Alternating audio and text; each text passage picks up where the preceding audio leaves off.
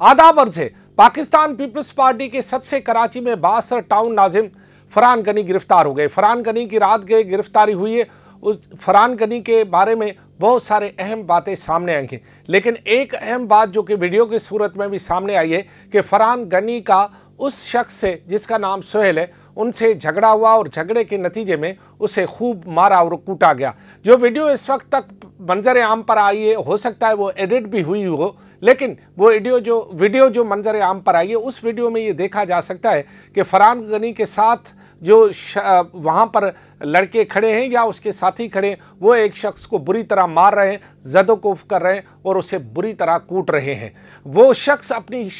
उसी बुरी तरह पिटने के दौरान अपनी शनाख्त भी करवा रहा है कि जी मैं फ़लाँ आदमी हूँ और मैं फ़लाँ इदारे से ताल्लुक़ रखता हूँ, लिहाजा उसके बावजूद भी उसे कूटा गया, मारा गया और उसे लहू लुहान कर दिया गया। झगड़ा किस बात पर हुआ, इसके कतई नज़र हम ये बात अब कानून नाफिज करने वाले इदारों पर छोड़ते हैं, पुलिस पर छोड़ते हैं कि वो हकीकत मालूम करे कि झगड़े की असल वजह केबल की खुदाई थी या कोई और मामला था या पुराना था, या फिर ये रूटीन रही है कि जो है मुख्तलिफ मकामात पर ये शिकायतें पहले भी आती रही हैं कि यहाँ पर जो इस टाउन से मुतल्लिक कुछ लोग हैं वो झगड़ालू हैं और लोगों से झगड़ा करते रहते हैं। ठीक है, अब बात यहाँ हुई कि ये बात आगे बढ़ी कैसे। बात यूँ बढ़ी कि तकरीबन 3 दिन पहले की बात है या लगभग यही बात है। ये झगड़ा होता है और सरेआम होता है। उस झगड़े के दौरान जो है एक शख्स जो कि सादा लिबास में है, उसको जो है बाकी सादा लिबास में जो लोग हैं वो उसे बहुत कूट रहे हैं, मार रहे हैं। उस वक्त फरहान गनी भी उस वीडियो में देखा जा सकता है, फरहान गनी भी उस वीडियो में मौजूद है। अच्छा, जब ये झगड़ा हुआ और उस शख्स को जिस तरह कहते हैं कि इसके बाद भी कहीं यही रोड से लेकर अलग भी जगह पर कूटा गया, जिसके बाद वो लहू लुहान होकर अपने उन अफसरान के पास पहुंचा जिनके लिए लाजमी हम करते हैं, जिनके लिए काम हमें अगर कोई शिकायत होगी तो हम अपने मालिक के पास जाएंगे। इसी तरह वो भी अपने उन्हीं अफसरान के पास गया। बात यहाँ से रिपोर्ट लिखी गई, रिपोर्ट सूबे के सरबराह के पास गई, सूबे के सरबराह के बाद ये रिपोर्ट इस्लामाबाद गई। इस्लामाबाद से ये फैसला हुआ कि अब इस शख्स को जिन लोगों ने भी कूटा है या जिन लोगों ने भी इनके साथ दादागिरी हाथापाई जो भी की है, उनको किसी भी सूरत में नहीं छोड़ा जाएगा। जिसके बाद होता यह है कि जिस फिरोज़ाबाद थाने में इस वक्त फरहान गनी गिरफ्तारी की सूरत में मौजूद है, उसी फिरोज़ाबाद थाने में लगभग फरहान गनी के हल्के के कोई सैकड़ों नहीं तो मैं तादाद पूरी नहीं बता सकता, लगभग कई अफराद को गिरफ्तार किया गया जिनकी तादाद बहरहाल जो है दर्जनों में है। अब 5 दर्जन भी हो सकते हैं, 10 दर्जन भी हो सकते हैं, 20 दर्जन भी हो सकते, दर्जनों में तादाद है। उन सबको उठाया गया और उन सब से ये पूछा गया कि आप किसके लिए काम करते हो और ये काम किसने किया। उनकी गिरफ्तारी के बाद फिर जो है थाने पर जो है ये वहाँ पर मौजूद लोगों ने ये कहा कि अब हर सूरत में जो है फरहान गनी को उसी तरह घसीट कर घर से लेकर लाया जाए, और इस सिलसिले में पुलिस के बाला अफसरान को भी थाने में बिठाया गया। वो लोग भी बैठे गए जो कि मुतासिर हुई है, वो शख्स जो मुतासिर हुआ है उसके साथी भी वहाँ बैठ गए, और फिर FIR में वो ATC के कलम वगैरह सारे जो है यानी दफ़ात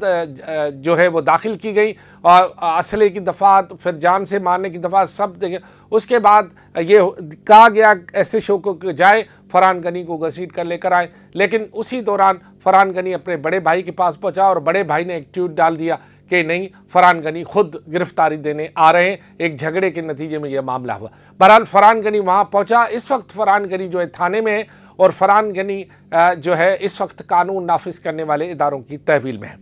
अब बात यहाँ पर सिर्फ ख़त्म नहीं होती, बात यह है कि आखिर ये ऐसे वाक़यात फरहान गनी या इस इलाके में क्यों होते, और अगर एक शख्स अपना तारुफ करा भी रहा है कि मैं फ़लाँ आदमी हूँ और फ़लाँ मेरा जो है ताल्लुक़ है आप, तो उस वक्त उसके बावजूद उसे मारना कूटना, इसका मतलब ये है कि या तो वो गलत था या ये दोनों गलत नहीं हो सकते। ये तो नहीं हो सकता ना कि ये गलत दोनों गलत हो, इसी में किसी में एक सही होगा एक गलत होगा। लेकिन जो रद्द अमल हुआ है वो रद्द अमल से समझ में आता है कि मामला कोई हल्का फुल्का नहीं है और ये मामला अब आगे बढ़ेगा। अब कानून नाफिज करने वाले इदारों और पुलिस पर बहुत बड़ी जिम्मेदारी हो गई है। और मुझे ये अभी ये भी इतला मिली है कि एक अहम शख्सियत जिसका ताल्लुक बहरहाल मुल्क से है, वो एक अहम शख्सियत इस्लामाबाद से कराची पहुंच रही है और इस मामले को देखने के लिए, क्योंकि मामला अब ये छोटा नहीं रहा। अगर पाकिस्तान पीपल्स पार्टी का टाउन का चेयरमैन इसी तरह गिरफ्तार होगा और उस पर ATC के मुकदमात होंगे और उसे वो जो है इसी तरह अदालतों के चक्कर और हथकड़ियाँ लगा कर उसे पेश किया जाएगा लाजमी, तो ये मामला, ये मैसेज जो है उन तमाम पीपल्स पार्टी के टाउन नाज़िम, ज़िम्मेदारान, MP, MNAs को चला जाएगा। वो डिप्रेस भी हो सकते हैं, वो प्रेशर में भी आ सकते हैं और वो जो है वो कमज़ोर भी पड़ सकते हैं। लिहाजा इस बात को मद्देनज़र रखते हुए एक अहम शख्सियत जो है वो इस्लामाबाद से कराची पहुंच रही है और वो इस मामले को देखना चाहती है, क्योंकि मामला अब हाई लेवल तक पहुंच गया है। मामला सिर्फ पुलिस के थानेदार तक महदूद नहीं है। मामले की अगर कहीं सुलह सफाई हुई तो वो थाने के हद तक नहीं होगी, सुलह सफाई किसी बड़े पैमाने पर, किसी बड़ी जगह पर और बड़े हद तक होगी। लेकिन इस सुलह सफाई में लाजमी है, एक तो बात समझ में आ रही है कि जो फरहान गनी है उसे लाजमी है जो है वो पीछे हटना होगा, क्योंकि जो वीडियोस आ रही हैं उनमें तो ऐसा ही लग रहा है कि उस शख्स को पिटाई हो रही है। और लेकिन वीडियो में एक बात ये भी नज़र आ रही है कि फरहान गनी खुद उस पर हाथ नहीं उठा रहे, वो दूर से खड़े हुए हैं। अब ये एन मुमकिन है कि उन्होंने कहा होगा कि इसको कूटो, और एन मुमकिन है कि उन्होंने नहीं कहा होगा। एन मुमकिन है कि वो बचाव करा रहा हो, क्योंकि मैंने कहा कि वीडियो एडिट भी हो सकती है, मतलब की वीडियो भी आ सकती है और वीडियो में जो है बहुत सारी चीज़ें मिसिंग भी हो सकती है। बहरहाल लेकिन ये बात क्लियर है कि झगड़ा हुआ है और उन झगड़े के नतीजे में वो जो बंदा लहू लुहान हुआ, जिसने बड़े अफसरान को जाके ये सारी बात बताई और उसके बाद ये होगा। अब यहाँ पर है रिट की बात। अगर फरहान गनी और उसके जो बंदे हैं वो ये झगड़ा करके निकल जाते और बात हज़म हो जाती तो शायद अगलों को उसकी जो है वो होती कि भाई फिर हमारी रेट कहाँ है। और जब उन्होंने अपनी रेट दिखाई है तो फिर पीपल्स पार्टी की रेट कहाँ है। सवाल अब यही बनता है कि अगर उन्होंने अपनी रेट दिखाई, अपने FIR भी दर्ज कराई, फरहान को गिरफ़्तार भी कराया, उनके लोगों को भी मुसलसल उठा के कूट कटा के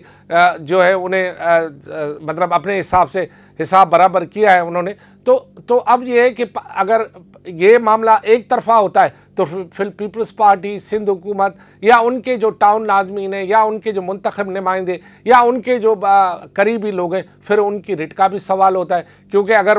एक दफ़ा ये ट्रेंड चल गया कि एक झगड़े के नतीजे में किसी बड़े को गिरफ़्तार करके उस पर जो है ATC के मुकदमात दर्ज करके आगे बढ़ा जाए तो फिर ये ट्रेंड आगे भी बढ़ सकता है। और ये इसीलिए मेरे ख्याल में इसकी सुलह सफाई की तरफ मामला जाएगा, क्योंकि जो दिफात इसमें दाखिल किए गए हैं अपना फरहान गनी पर, इस बुनियाद पर तो शायद, क्योंकि पीपल्स पार्टी के वकला का ये कहना है कि इस बुनियाद पर जो FIR है इसके बुनियाद पर शायद उनकी कल ज़मानत ना हो पाए, क्योंकि ये दिफात कुछ सख्त लगे हुए हैं और इसकी ज़मानत के बजाय उसे रिमांड में भी लिया जा सकता है। अब जब बंदा रिमांड में आता है तो आपको पता है फिर पुलिस वालों के बस में भी नहीं होता, फिर रिमांड होता है और रिमांड में सिर्फ ये झगड़े का मामला नहीं होगा, फिर रिमांड में फिर और सारी बातें भी पूछी जाती हैं। आपको पता है कि बंदे को जब उठाया जाता है तो उससे कुछ हासिल किया जाता है। अब हासिल करना सिर्फ पैसा तो नहीं होता ना, सिर्फ जायदाद नहीं होती, हासिल करना मालूमात भी होती है। बहुत सारे वाक़यात कराची में ऐसे हुए हैं जिनमें बंदों को उठाया गया है, एक केस में उठाया गया है, लेकिन जब रिमांड हुआ है या उसे ले जाया गया है तो फिर और भी मालूमात ली गई। हाल ही में एक MP, एक अहम शख्सियत को उठाया गया था, उसे जो है वो काफ़ी दिन रखा गया और बाद में उसे छोड़ा गया। पता ये चला कि उससे भी बहुत कुछ हासिल किया गया है। तो इसी तरह अब फरहान गनी को इस मामले में जब वो आ ही गया है तो अब सिर्फ मामला झगड़े का नहीं होगा, मामला इससे आगे बढ़ेगा और ये अब मामला ना तो थाने की टेबल पे हल होगा और ना ही शायद किसी हल्के फुल्के मामले में हल होगा। ये मामला कहीं और जगह हल होगा और उसे उसी जगह हल होना चाहिए जहाँ से ये मामले ने तूल पकड़ा है। और दूसरी बात ये कि आखिर हम इस पूरी सूरत हाल से मामले की एक बारीक भी नहीं ये भी जानी जा सकती है कि अगर शायद कोई बंदा गैर कानूनी काम कर रहा है तो फिर क्या हम उसे कूटेंगे या हम कानून खुद हाथ में लेंगे। ये सवाल भी तो अपनी जगह पर है ना, कि अगर कोई बंदा गैर कानूनी काम कर रहा है और अगर मेयर उसे कराची देखता है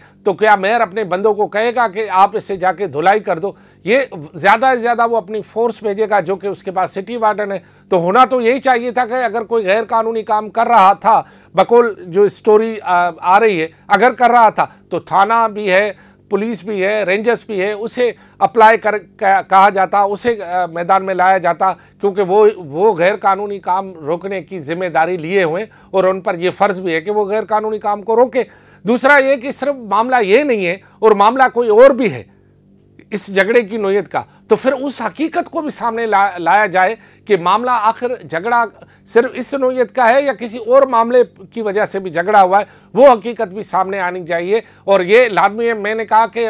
इस सूरत हाल में, क्योंकि मेरा ताल्लुक़ किसी तहकीकाती इदारे से नहीं है, न मैं तहकीकात कि ज़्यादा मुझे कोई सुन बुन है, मैं ज़्यादा से ज़्यादा एक कलमकार हूँ, सहाफ़ी हूँ। मुझे जो हक़ाइक़ इस वक्त तक मिले, जो वीडियो शवाहिद आपके सामने आ रही हैं और जो FIR में आई हैं, जो कुछ मालूमात किया, उसके मुताबिक ये बंदा जिसको उन्होंने ज़दों को किया या कूटा या मारा, जिसकी वीडियो मंजर आम पर आई है, मैंने कहा कि वीडियो एडिट भी हो सकती है, वो बंदा जो है रशीदाबाद के बल्दिया के इलाके का बंदा है। और वो बहरहाल उसने जो है ये बात साबित कर दी है कि उससे हाथ लगाना कोई इतना आसान नहीं है, या उसके साथ ज़्यादती करना या उसको कूटना, ये अब उनके किसी हल्के फुल्के के बस की बात भी नहीं है। बात कुछ ज़्यादा ही बड़ी है और आगे जाने के लिए मैं भी इसलिए तैयार नहीं हूँ कि आगे मेरी भी कुछ हदूद है, मैं अपने हदूद में रहकर ही बात करूँगा। आगे के मराइल जो है अब इन्वेस्टिगेशन इदारों को, पुलिस को, अदालतों को और उनको सौंपते हैं कि वो क्या साबित करते हैं और क्या, जो मैंने कहा कि कोई अहम शख्सियत इस्लामाबाद से कराची आ रही, क्या वो सुलह सफाई करा के मामले को यहीं रफा दफा कर देगी या फिर आगे के लिए कोई नया ट्रेंड यहाँ पर सेट होगा। ये बात समझने की ज़रूरत है, क्योंकि माजी, हाल और मुस्तकबिल तीनों एक जैसे होते तो नहीं हैं। खुदा हाफिज़।